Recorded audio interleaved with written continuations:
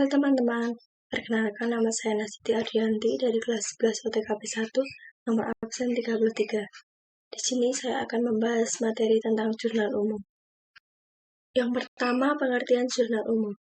Jurnal umum adalah jurnal yang digunakan untuk mencatat semua bukti data transaksi keuangan yang ada dari semua bukti transaksi keuangan pada bisnis dalam periode tertentu.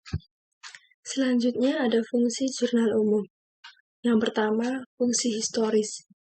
Fungsi ini menyangkut pencatatan transaksi yang dilakukan berdasarkan tanggal terjadinya transaksi tersebut.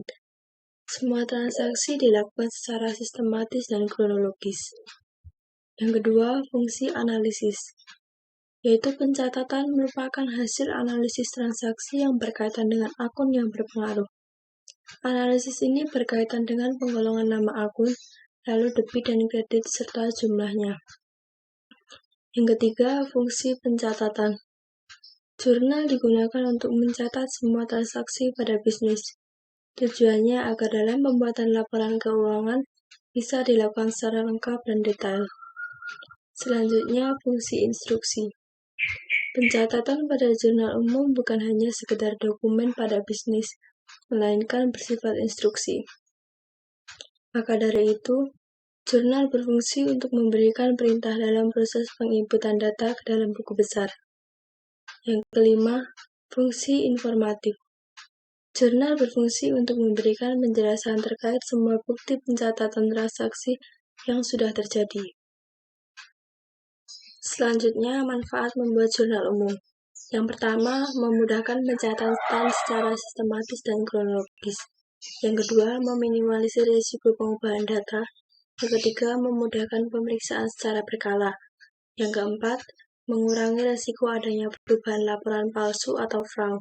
Yang kelima, memudahkan proses pencatatan ke buku besar.